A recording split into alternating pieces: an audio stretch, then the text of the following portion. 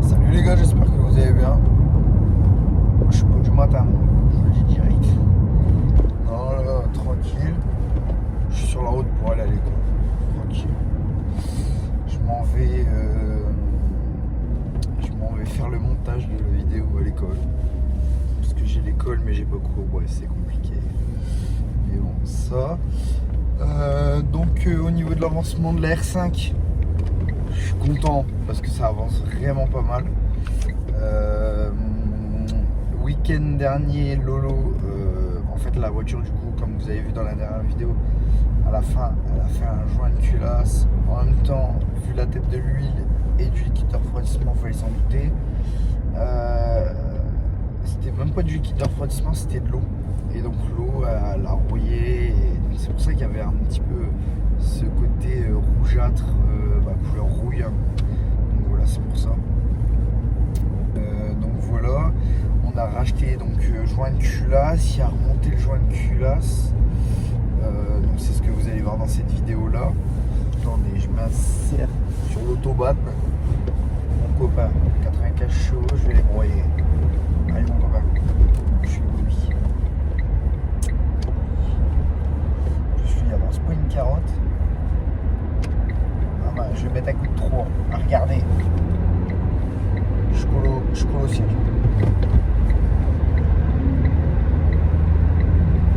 Ah, je suis collé carrément. Donc voilà, franchement, je suis content, ça avance bien.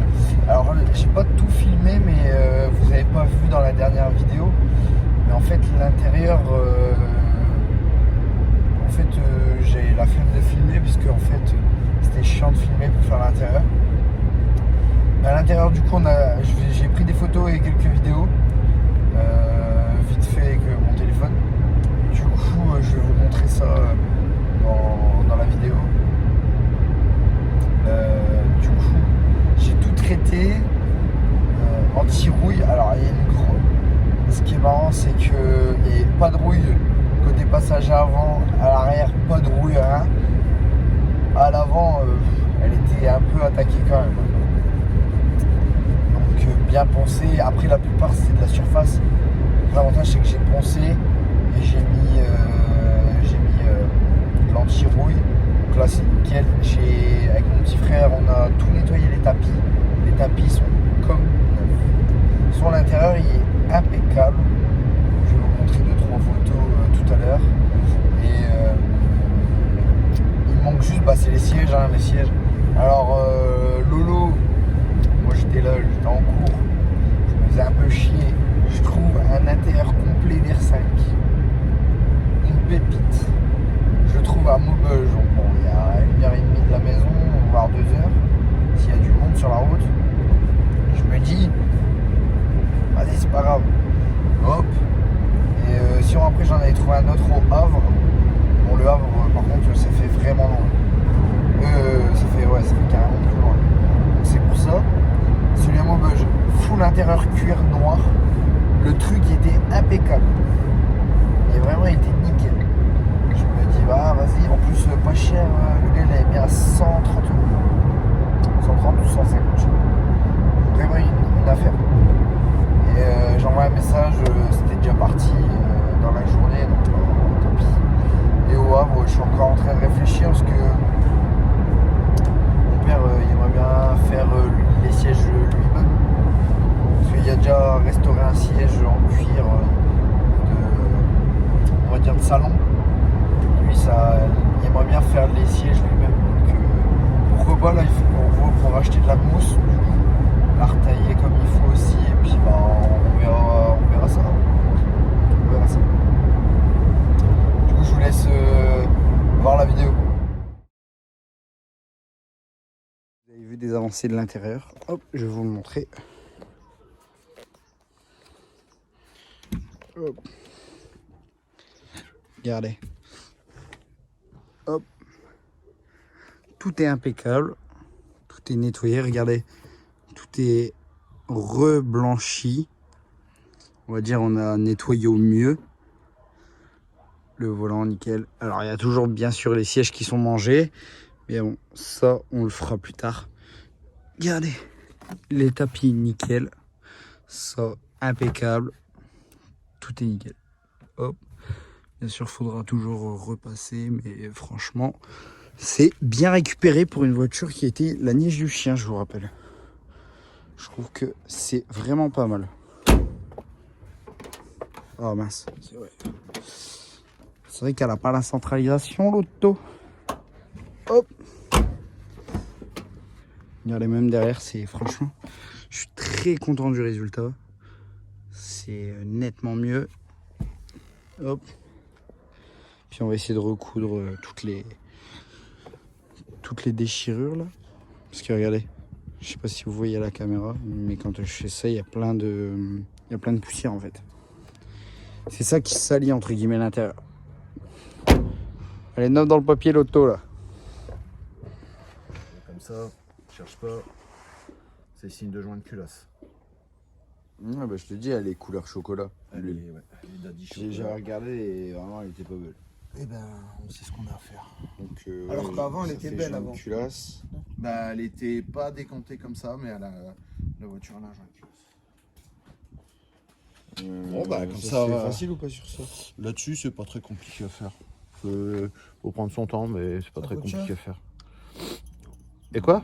Non, une pochette de joint, ça coûte rien là-dessus. Le moteur n'est pas, en tout cas, il est pas engagé quoi, il est pas, ça va, il va pas casser quoi. Bah non, dans l'absolu, elle démarre la voiture. Ouais, donc voilà. On va remettre de l'eau et on va voir si on sait le mettre en pression, mais à mon avis, vu la couleur de l'huile, Médé, il avait fait... il avait vidanché ou pas? De quoi l'huile? Ouais. Bah il m'a dit ouais, j'avais fait une vidange. Ah ouais. Mais c'est pour ça là il m'a dit ouais, la couleur de l'huile elle doit être belle. Je suis bah non. Bah quand on l'a eu, elle était belle, mais là elle est plus belle. Mais Donc c'est à dire qu'elle vient de faire un jeune culasse en roue quand on l'a redémarré ou quoi? pas dire. Je sais pas dire.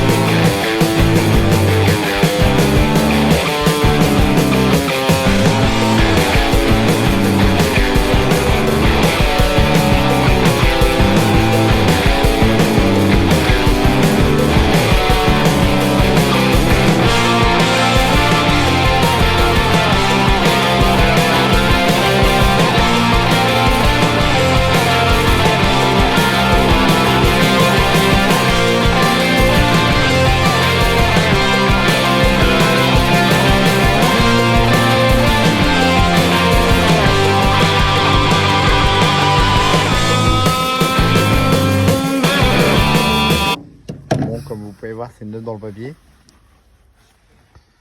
Enculé. C'est bien ancré là. Alors, avec petit carbu, du coup on a démonté la pompe à eau. Hop. Donc maintenant, faut que je sac le collecteur d'admission. Donc là, t'as les vis. Tu t'enlèves pas le carburant? Bah si, mais faut que je démonte le carbu, le collecteur d'admission, collecteur d'échappement. Enfin, ça. Je sac le collier là. Ouais. Et normalement ligne après inox. ça devrait venir. La ligne inox. La ligne ferraille. Tu vois ça en fait c'est pas d'un arbre à cam en tête, c'est un culbuteur. Donc en fait là t'as les joints dessous, ça t'as les soupapes. Ouais. Tu vois, celle-là, regarde, tu vois le jeu. Donc là, et en fait, les axes là, C'est le jeu il y a Après, un c'est arbre une à cam. Ouais, l'arbre à cam il est là en bas. Et en après fait, c'est une cascade de c'est- pignons. Ouais, c'est soit une cascade de pignons, soit une courroie selon. Ah, celle-ci, c'est peut-être une courroie par contre. Ou une chaîne. C'est une chaîne. Ah, c'est une chaîne. Ce sera vérifié, mais là, tu vois, il n'y a rien de plus merdique à faire parce qu'elle est là. Ok. La distillerie, bah. elle est de ce côté-là. Ouais, donc limite, en fait, t'es obligé d'enlever le bloc. Limite, t'es obligé d'enlever le bloc, ouais. Chiant. Donc là, ça c'est les vis de distri, de culasse. Ça c'est les vis de culasse. Clac, clac, clac, clac, clac. Donc je te dis, après il me reste donc le carbure tiré. Donc ça, il faut tirer la dépression. Dépression, le carbure à saquer. T'as enlevé la max sécu. Non, Ouais, j'ai neutralisé la max sécu. bon, nickel. Et puis après on aura accès.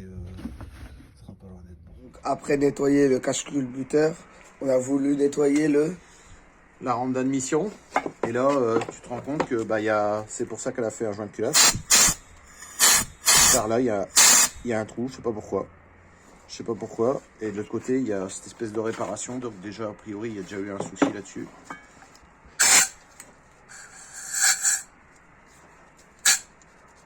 Tiens, il va falloir arrêter à deux. Regarde si tu sens l'air.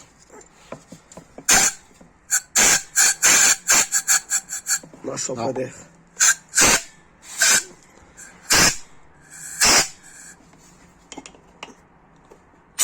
Ah, je le sens de l'air. Ouais, là je le sens bien. Donc là il y a un problème. Et ça doit être le renifloir d'aspiration de.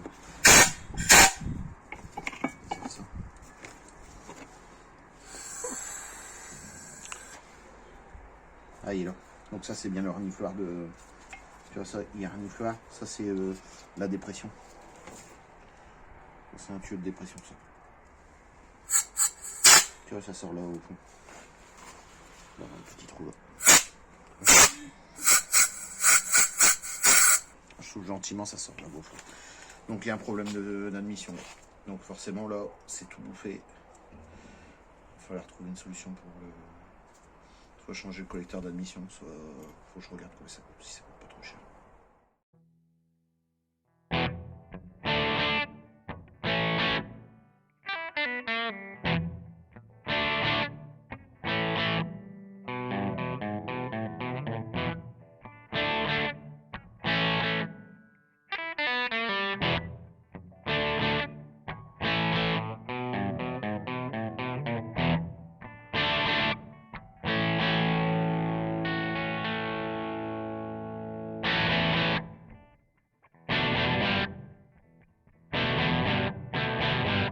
Me foutre mes servantes et terminer mon soir.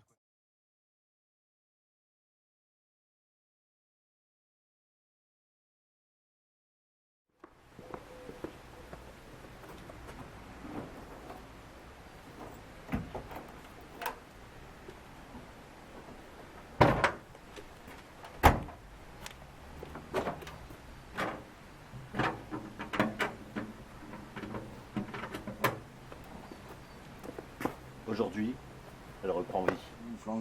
Le flanc de joint culasse, puisqu'on a fait un joint de culasse dessus. Donc là, pour rectifier, enfin, c'est pas rectifier. On va d'abord on peut contrôler la planité. Alors, comme on contrôle ça à la mode manouche, hein, les gars. C'est très effectif, c'est très efficace. Prenez un bon réglé bien plat, vous avez bien nettoyé. Prenez un réglé bien plat et vous avancez.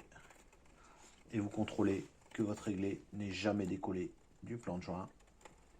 Regardez ça tranquillement. Et quoi? Ouais. Voilà. On contrôle jusqu'au bout. On a le droit à 5 centièmes. Sur les tolérances constructeur, c'est 5 centièmes de jeu. Alors là, j'ai un jeu de calme et je peux aller jusqu'au 10e. Donc je peux pas aller à 5 centièmes. Donc je fais à l'œil. Étant donné que c'est une mécanique de haute précision.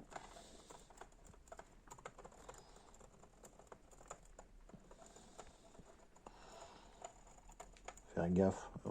Après, je finis de la nettoyer au papier de 140. C'est pas une princesse, hein, c'est une culasse, hein, les gars. Arrêtez ça, quoi. Voilà. Donc après, j'ai tout calé. Après, on va aller retour. sans trop appuyer. C'est juste pour avoir. De toute façon, on le voit hein, à l'image. L'aluminium il vole. C'est juste pour avoir tout propre. Tout ça tout propre. Qu'il n'y ait plus aucune aspérité. Donc là, dans l'autre sens. On voit les paillettes. On voit les paillettes sur les calembours qui volent. C'est parti pour un tour.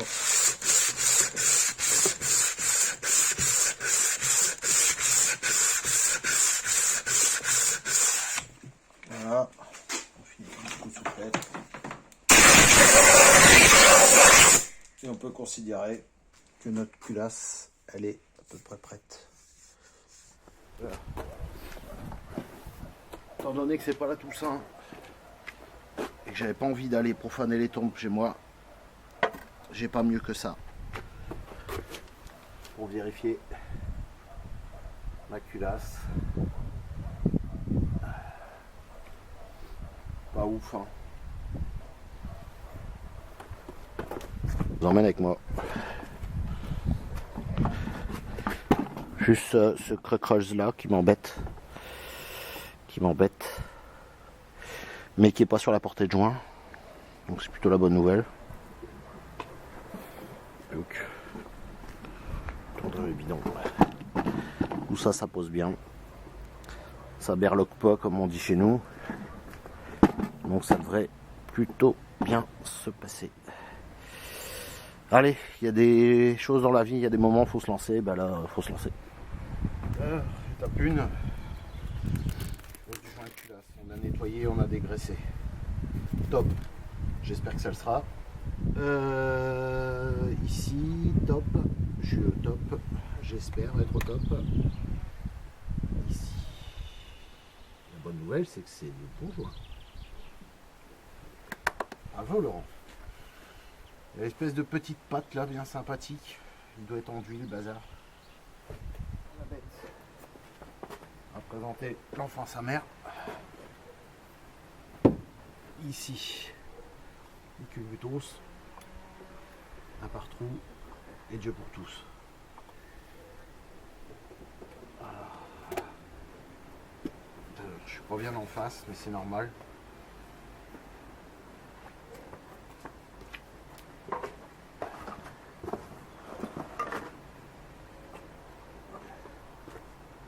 Alors si je dis bien,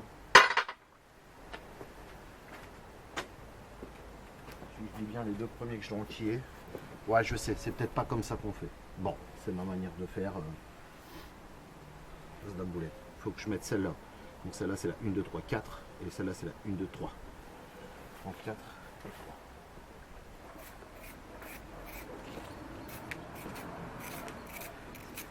Alors ce qui est important, c'est de bien nettoyer les pas de vis pour éviter de foutre de la merde dans les pas, parce que sinon ça compromet le couple de serrage. T'as pas le bon couple de serrage.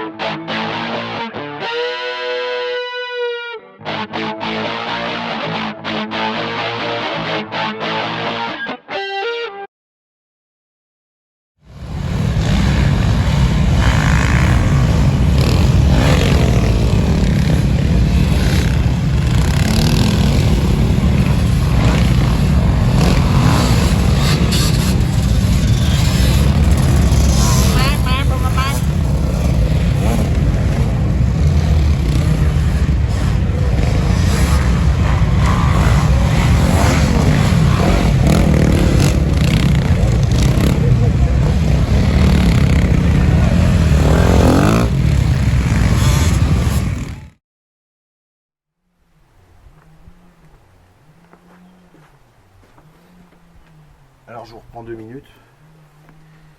Là j'ai posé les vis sans les serrer, réinsérer pour tout arriver à serrer à la main.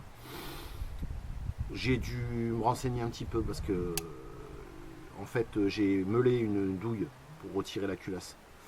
Et en fait il y a une astuce toute bête, c'est que vous desserrez le réglage de culbut, vous décalez la came ici, ça se décale. Ça simplement en tirant dessus. Et vous dégagez avec une petite pince, vous retirez le culbuteur, vous faites la même chose. Donc moi je l'ai fait sur le 2 et sur le 6. Le culbuteur numéro 2 et le culbuteur numéro 6. Et ça m'a permis de passer une douille tout à fait normale. Donc se passer, parce qu'a priori il y a un outil qui existe. Ils aimaient bien à l'époque faire des outils, ils aiment toujours d'ailleurs, faire des outils bien spécifiques à chaque moteur. Et là pour le coup je n'avais pas cet outil.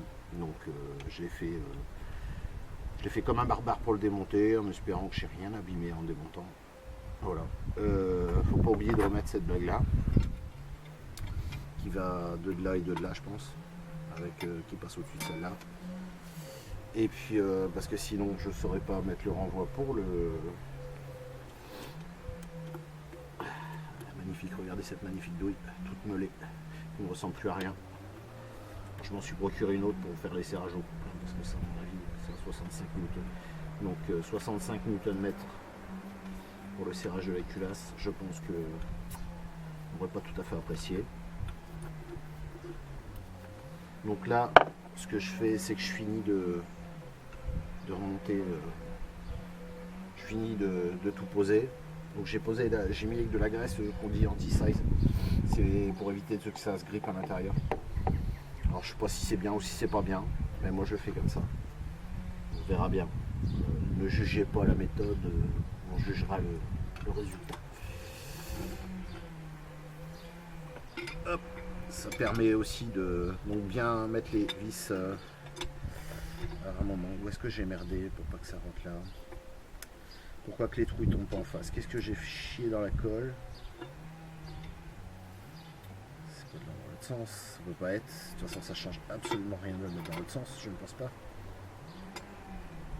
Je ne pense pas. Qu'est-ce que j'ai mis pour branler encore?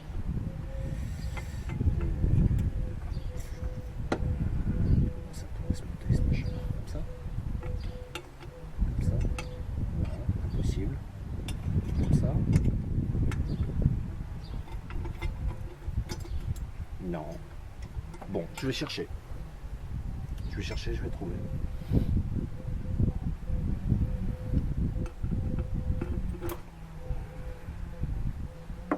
Et je vous reprends après. Ça va. Ce qu'on fait, c'est qu'on va lever la voiture proprement. Je vais remettre le dernier culbuteur ici, la dernière tige de culbuteur, les deux dernières tiges de culbuteur ici que j'avais retirées pour passer les machins. Et après on va faire le réglage des jeux au culbuteur, parce que comme on les a enlevés, ça a bougé, et comme on a mis un joint qui n'est pas forcément exactement la même épaisseur, c'est l'ouverture qu'on règle par le jeu des culbuteurs, l'ouverture des soupapes, entre autres. Voilà. Allez. Alors désolé pour le vent, on se retrouve cet après-midi, toujours sur la bagnole. Donc voilà, il est temps de serrer la culasse au cou. Je me suis fendu d'acheter une clé thermométrique que j'avais jamais utilisée de ma vie. Mais bon, c'est pas bien compliqué. Pour serrer la culasse, il y a un ordre, il suffit de respecter, et c'est 65 Nm de couple. Je vais faire un premier passage à 50 et je ferai un deuxième passage à 65. Et c'est parti.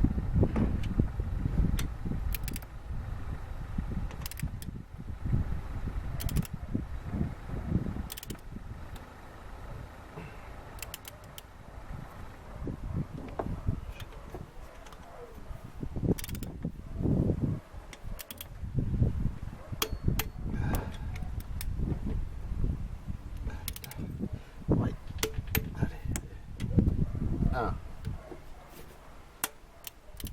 2, 3,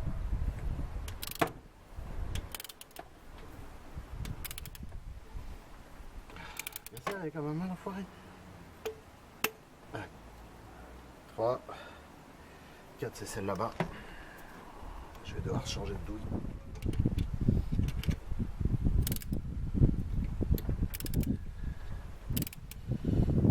C'est quand même palaisément bien serré. Et je suis qu'à 50. Sur moteur bien en cours, c'est 65. 8, le 9. Donc c'est quand même caché. 9. C'est reparti pour un tour de range.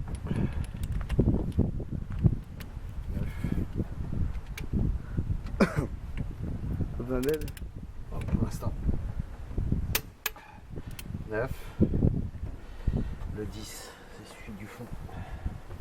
Est-ce que ça va passer? Est-ce que ma clé dynamométrique va passer? Rien n'est moins sûr. Il fallait bien un qui me casse les pieds.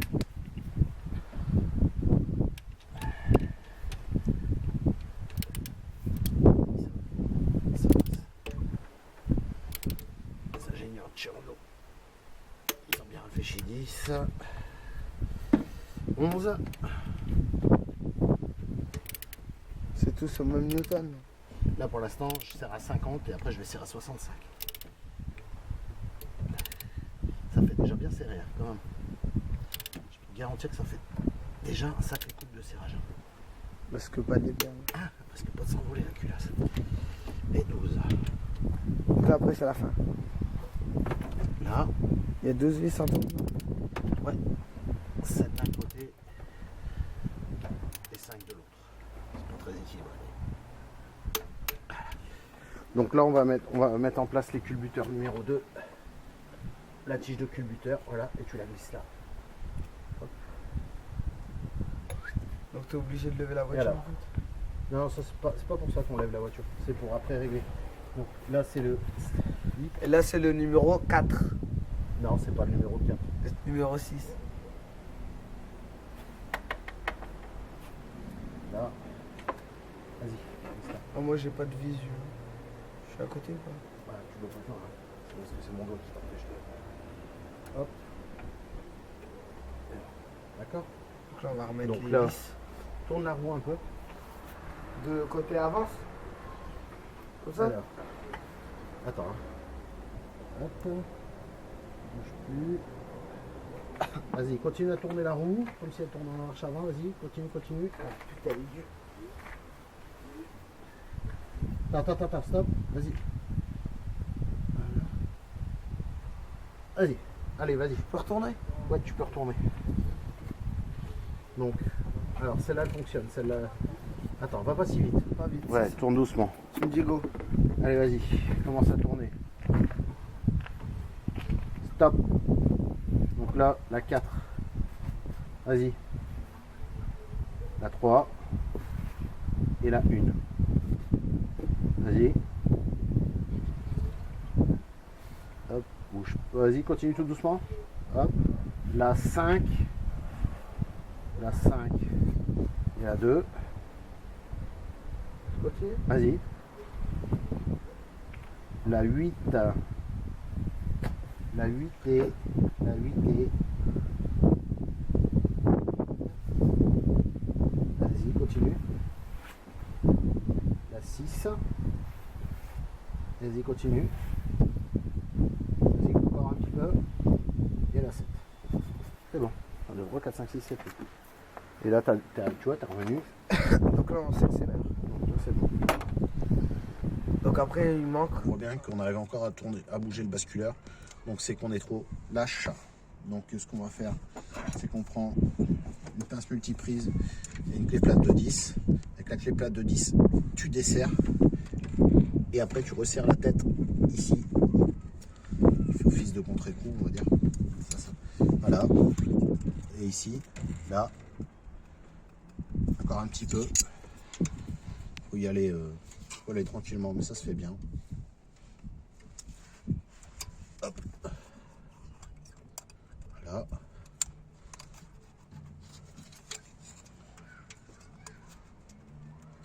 Voilà, là elle bouge plus. Donc là on est bien à 0,20. Et là pour l'admission, la punition, ici je mets 0,20 parce que j'ai pas de cale de 0,15. Je suis vilain, faites ce que je dis mais pas ce que je fais. On va le serrer, on va le mettre un petit peu pincé sur le 0,20. Ici, on va le mettre à peu près. Autour. Là, déjà, là il n'y a plus de jeu. Là, on est un petit peu tight, un petit peu serré. Là, attends, on va mettre le 0,10. Ici, le 10 passe bien, là un peu serré, on considérera que ça fera 0,4. Là, ça passe tout seul. Hop, et là, passe un peu plus dur. Donc on va dire qu'on est à 0,15. Pour ça, c'est bon. Réglage culbuteur, fermé. Fini, pardon. On va pouvoir refermer cette partie-là du moteur. Et voilà, ça chantonne. Après le starter n'est pas réglé, donc c'est pour ça qu'elle tient pas son ralenti.